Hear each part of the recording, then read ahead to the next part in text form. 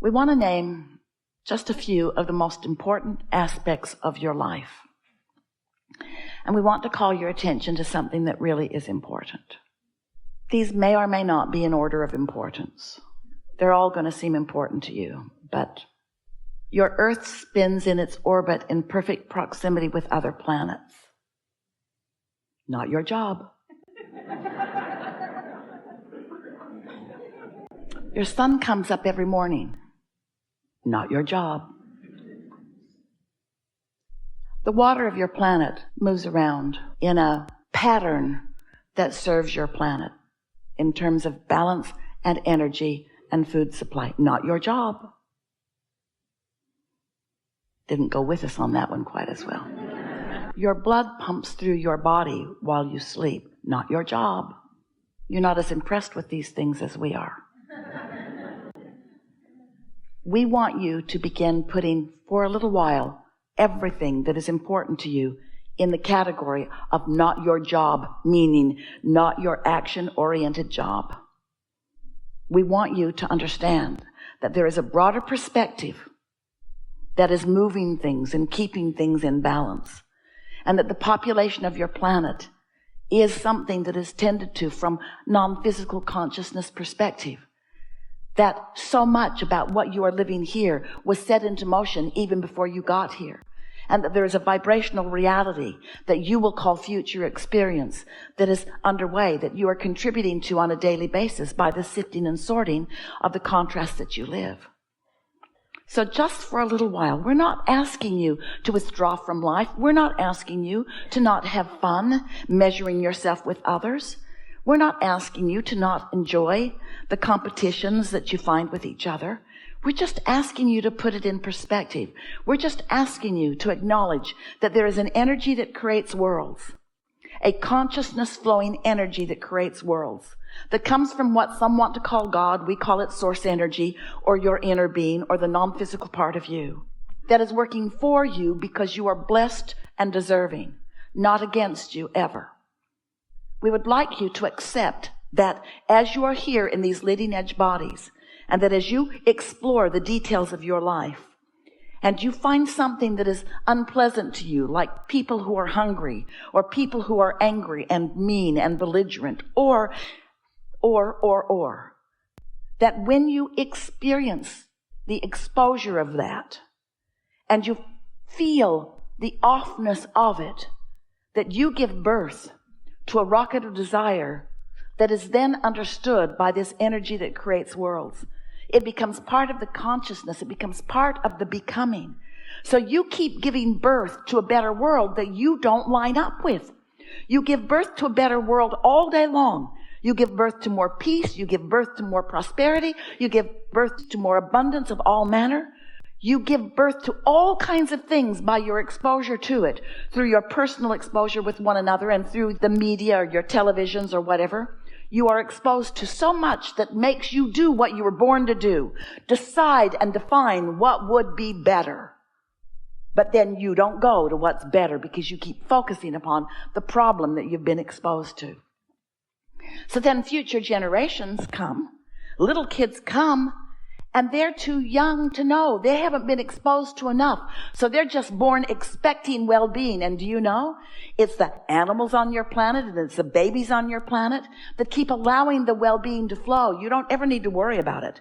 You get older and older and more crotchety and more resistant and more pinched off and more disallowing the well-being. But you will never pinch the well-being off enough that the well-being will not always be dominant in this leading edge time-space reality. The only question is, how much of the well-being that is dominant are you going to let into your experience? And when are you going to stop justifying what isn't working out for you by noticing what isn't working out for you and for others? We want you to step back just for a little while. Try it for a month, where you say, people say, what are you doing? Nothing. No, really, what are you doing today? I'm going to daydream. What? Yeah. I'm going to go sit by the lake or sit by the fireplace. I'm going to put my feet in the water. Aren't you going to go to work? Yeah, but I'm not going to focus like I usually do. I'm going to tap into my true power. Probably going to get fired. No, I have enough reserves going. I can go through the motions of what they need from me while I dominantly daydream. I can daydream at night. I can daydream on the way to work. I can daydream on my lunch hour. I can daydream. My mind can wander into the good things of life.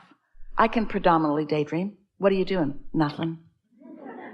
You can't be doing nothing. No, really, I'm not going to do anything for a while. What? I'm not going to do anything for a while. Nothing? Hardly. I'll probably get dressed. Take an occasional shower. I'll eat. And I'll show up. But I'll be different.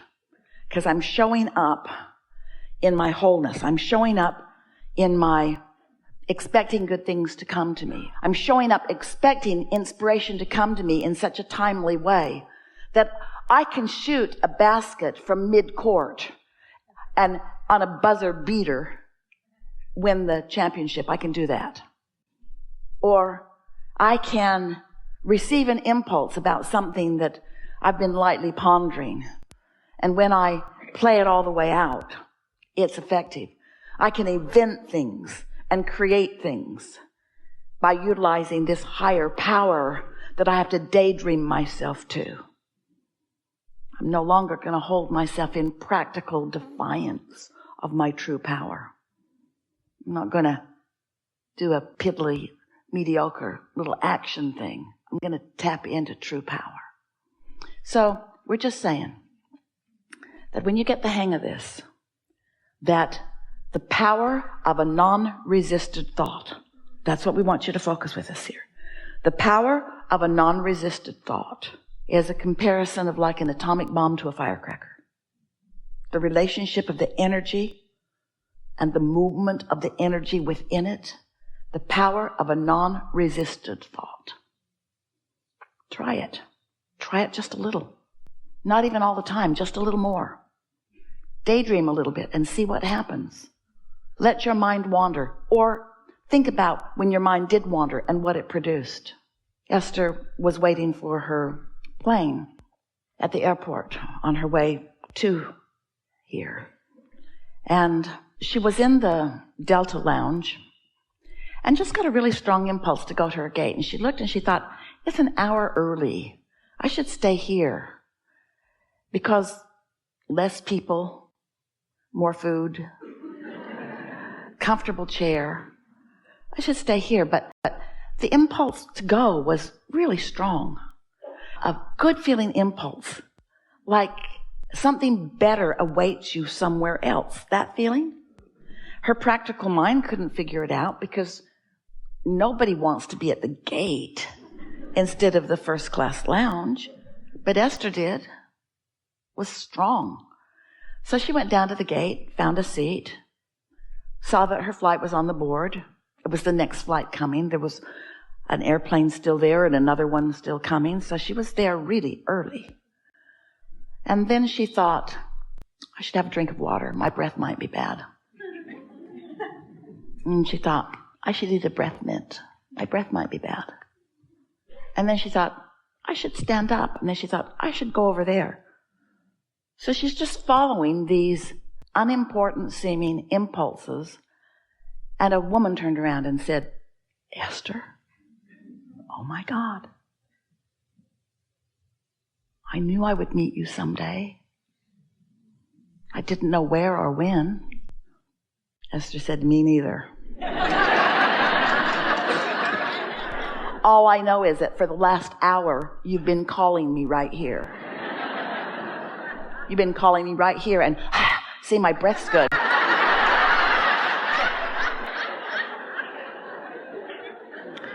Now, we know these are not earth-shattering events, but what we want to say to you is that you are co-creating with all kinds of things. Oh, and this girl has a resume that knocks Esther's socks off. The last 5 things that Esther wrote on her daydreaming list are those kinds of things. In other words, the universe knows who you are. The universe knows who others are. The universe knows where you are in relationship to everything that you want. And so when you are in alignment with who you are and you get an impulse. Now, there's not one of those things that we said to you that Esther was thinking about that feels very important to you. In other words, how earth-shattering really is it for Esther to just get up and go someplace else? Not very, but isn't meeting someone a good thing? And isn't timing of that a good thing? And isn't co-creating a good thing? And isn't that how the world goes round? Isn't everything about co-creating? Isn't everything about that? You see what we're getting at? And how do you know if you are not accustomed to doing what you want to do? You see, we've been working with Esther a long time. We're trying to convince her every day to do what feels best to her, not to do the most practical thing or the thing that in other words, what's more practical? To stay here or go there? What difference does it make? Follow your impulse. Follow your impulse. Accept that there is someone upstream from you with a broader point of view that knows everything that you intend, that knows everything that's in your vortex, and knows, here it is, what the path of least resistance is to get you to where you want to be. But it's not path of least resistance just to get you from some place to another place. It's path of least resistance to give you the most fun along the way. You see what we're getting at? Now, the big payoff for Esther was when the woman turned around and said, "Esther?" And Esther thought, so that's what this has all been about. In that moment, she knew. In that moment, all these random, sort of weird impulses that she followed, then there was the big payoff. Was it a big payoff to walk to the gate? Not such a big payoff. Was it a big payoff to have a drink of water? Not such a big payoff. Was it a big payoff to eat a breath mint? Not such a big payoff. Was it a big payoff to understand why all that had come about? Yeah, that was a big payoff. Don't you like knowing that you're being guided? Now, you would like this story a whole lot better if this was the story we told you. Esther woke up one morning, couldn't wait to get down to the liquor store.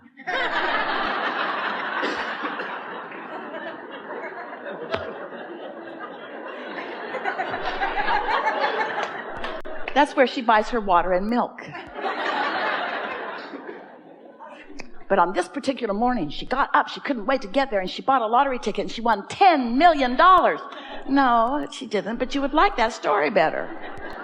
You would like that story better. In other words, you're always wanting the big payoff. We're wanting you to understand that your big payoff life is a series of good feeling events over which you have control because you are daydreaming, because you're maintaining your feeling of alignment and you're following your impulses so that everywhere you go, the best that the universe has to deliver to you is delivered to you moment by moment by moment by moment by moment. And that is what living happily ever after really is. That's what happily ever after is. And it's got all kinds of abundance in it, all kinds of prosperity, all kinds of rendezvous, all kinds of every detail that you have ever wished for or dreamed for.